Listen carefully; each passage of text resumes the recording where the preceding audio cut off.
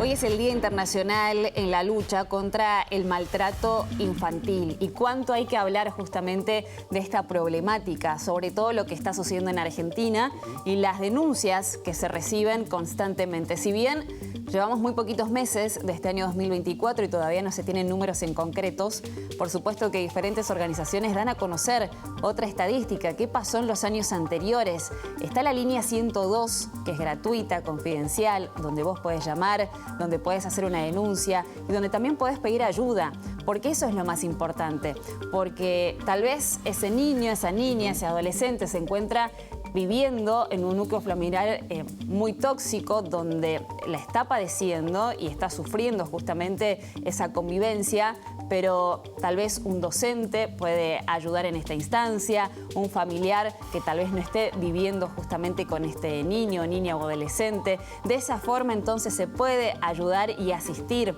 En Argentina se han recibido más de 39.000 llamados en el año 2022, por ejemplo, y los números, si bien a veces empiezan a bajar o según qué es lo que está sucediendo a nivel socioeconómico también en la Argentina, es lo que después se ve y refleja estos datos en cuanto a la violencia en la niñez. Y además las consecuencias que trae para los chicos, para su desarrollo, para la posibilidad de formarse, estudiar, limita cualquier tipo de crecimiento de los niños, de los adolescentes, porque están recibiendo el maltrato, ya sea maltrato físico, abuso sexual o también el maltrato verbal o destrato, inclusive por parte de sus familiares o sus padres.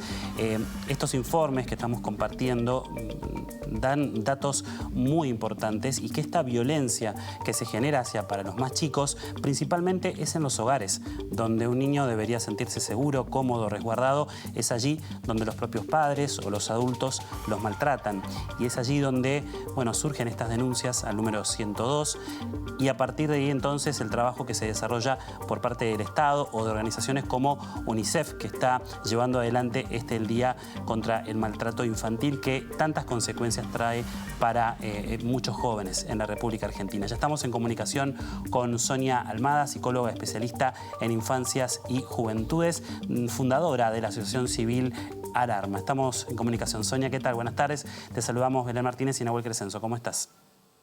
Buenas tardes, ¿cómo están ustedes? Bien. Gracias por la invitación. A vos por esta charla.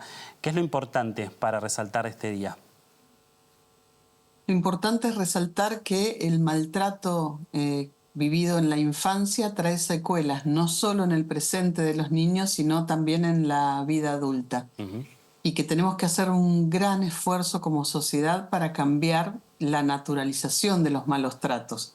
Porque el maltrato es un crimen y todos eso le digo, lo sabemos y está penado por la justicia, pero hay una cantidad de prácticas que están totalmente naturalizadas, como se pueden ver en muchas encuestas a nivel mundial y también en Latinoamérica, de las formas de crianza, digo, como para llevarlo a un tema específico, intrafamiliar, las formas de crianza violentas hacia los niños, que digo, desde las cosas más graves como palizas, violencia sexual, hasta lo que se cree que no es tan grave como una cachetada, el zamarreo, el insulto, la humillación, la indiferencia, el no hablarle a los niños cuando los papás se enojan con ellos.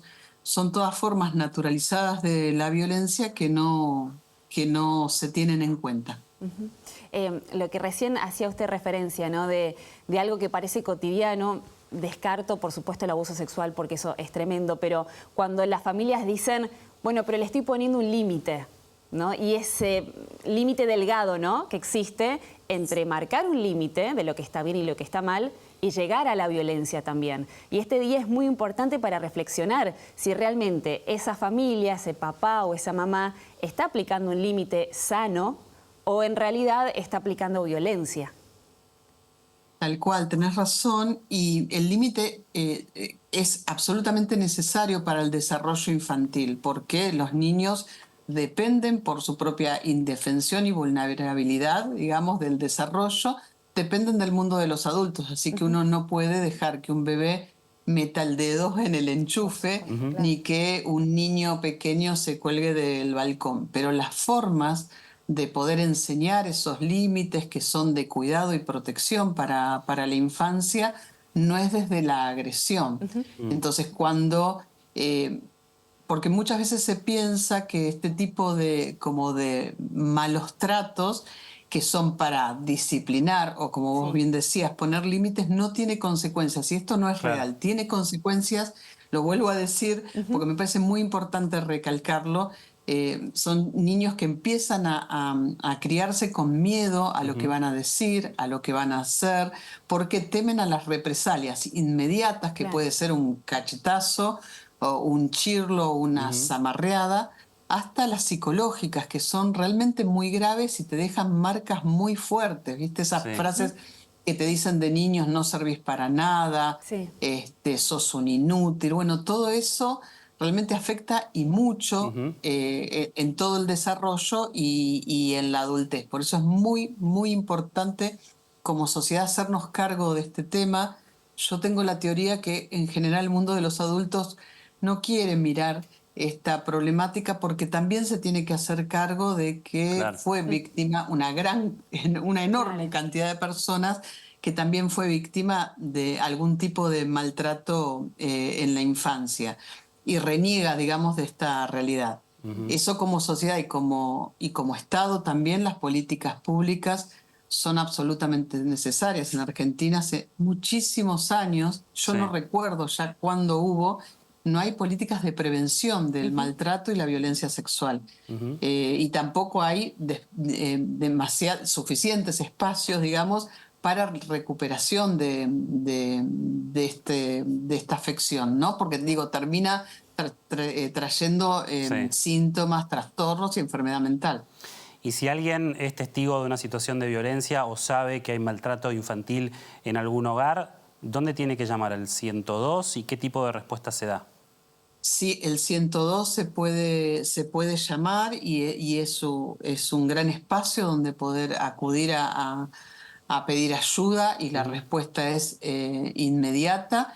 Y después realmente en cualquier fiscalía, comisaría, digo, la más cercana, ni siquiera uno se tiene que movilizar mucho, puede ir y explicar la situación de sospecha, solamente con la sospecha de que algún niño o niña está siendo maltratado, uno se puede acercar y pedir ayuda para que se pueda restituir el derecho, se llama, ¿no? Devolverle al niño su derecho a vivir una vida libre de violencia.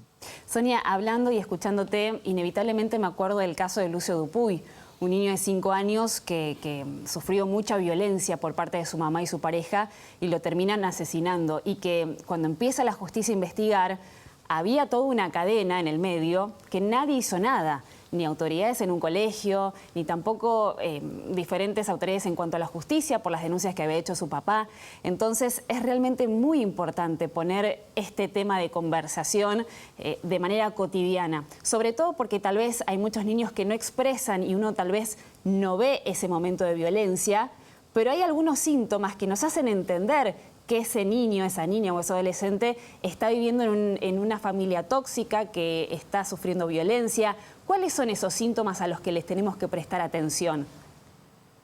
Sí, déjame decirte antes que el caso tan triste de Lucio es muy importante porque fueron 3 ámbitos: salud, educación y justicia, que no pudieron, yo lo pondría en estos términos, no pudieron ver los signos y síntomas que presentaba el niño ante la violencia intrafamiliar.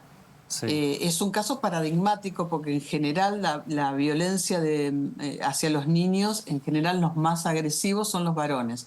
Pero en este caso, bueno, fueron 2 mujeres, digo, y por eso me parece que tomó tal relevancia, ¿no? Porque en realidad cotidianamente nosotros asistimos a cientos de niños, no solo en la asociación civil, sino en las redes de Latinoamérica que tenemos de trabajo con otros profesionales. Y la mayoría de los agresores, tanto de violencia sexual como de maltrato, son los varones.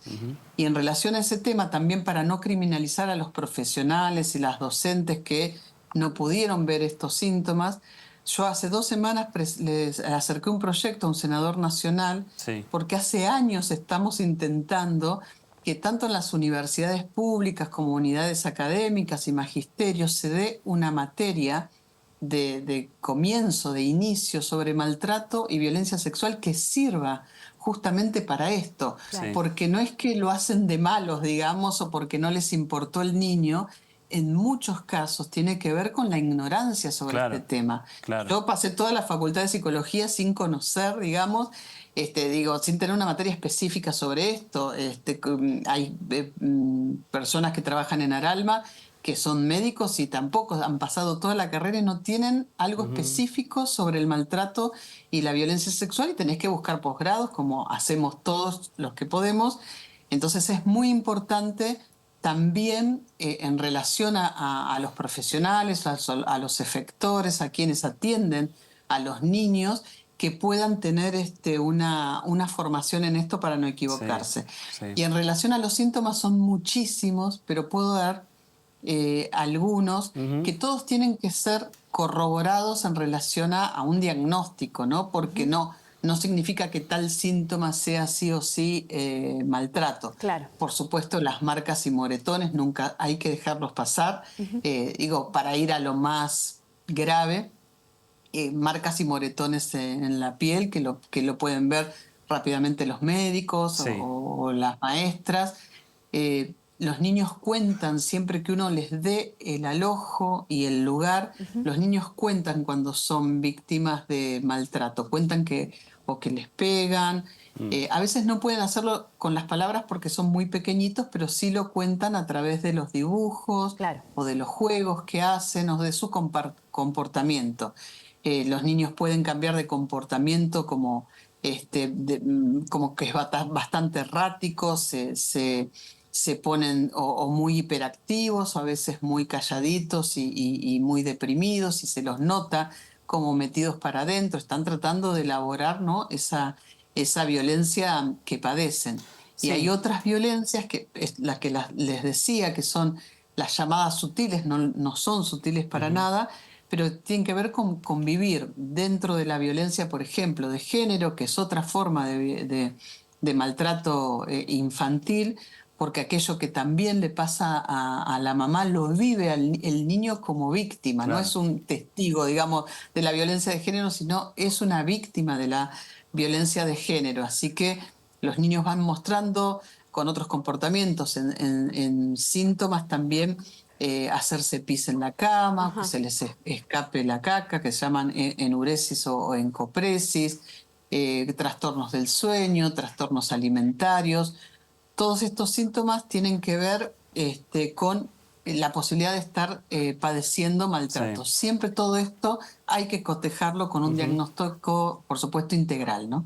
Doctora, muchas gracias por esta charla con nosotros, por ayudarnos a comprender un poco más, a tomar conciencia. Quizás hay muchas luchas que se dan en la sociedad para varios sectores de la sociedad, pero me parece que este es muy importante y estaría bueno que todos nos embanderemos en la lucha contra la violencia infantil. Gracias por este espacio.